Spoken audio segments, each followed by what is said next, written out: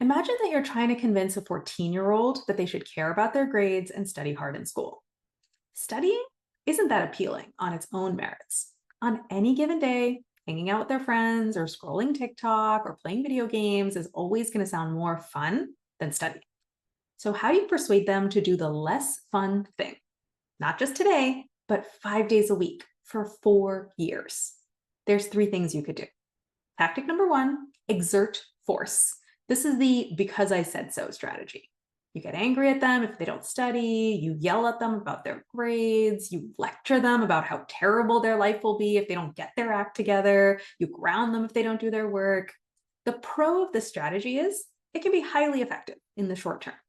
The con is if this is the only tactic you use and you apply it 5 days a week for 4 years, you are going to wreck your relationship with this teenager.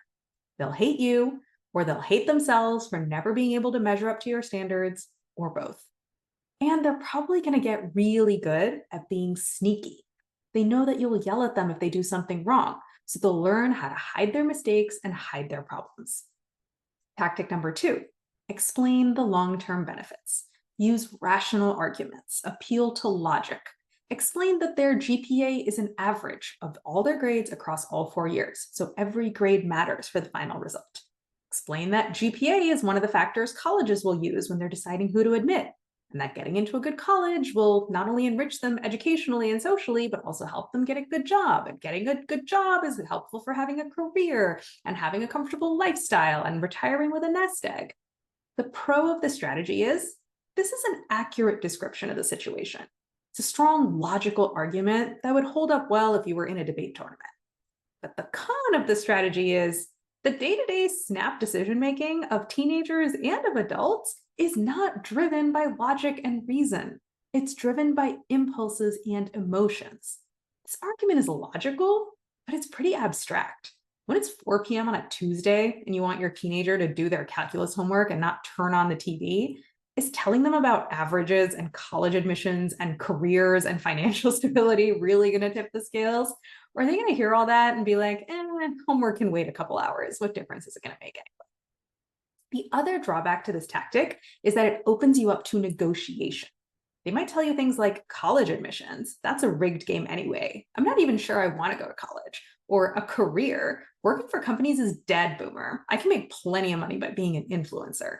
And suddenly, you've opened up a whole can of worms that you have no idea how to deal with. Or you can do tactic number three.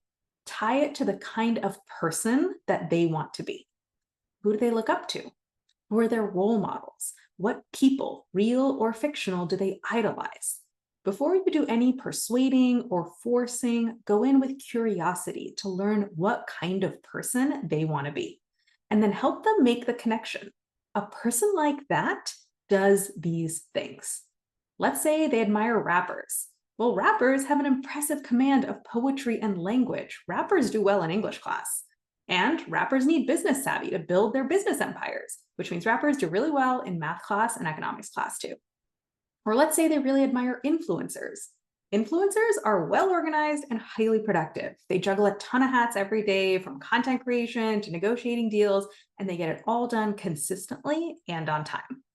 The pro of the strategy is this is possibly the most effective motivation for choosing to do the less fun thing every single day for a long period of time. When you have a clear sense of who you want to be and how the actions you're taking today are making you more like that person, you want to do those things, even if they're inherently less fun than watching TV or hanging out with your friends. And when you use this strategy, it improves your relationship with that teenager.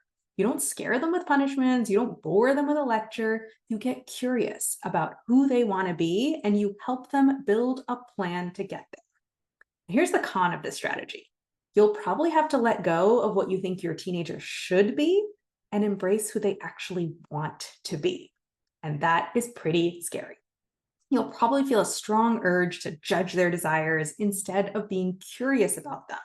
Your first instinct might be to say something like rapper, influencer, get out of here. You need to grow up and you are going to get a practical job.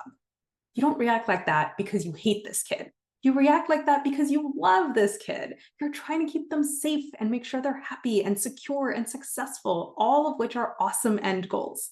But if you get too fixed about the specific pathway that leads to safety and security and happiness, you can end up quashing who they really are and wrecking your relationship with them.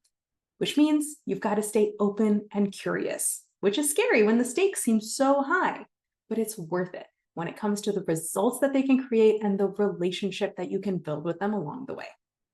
Now, why am I telling you all this? This isn't really parenting advice. This is self-parenting advice.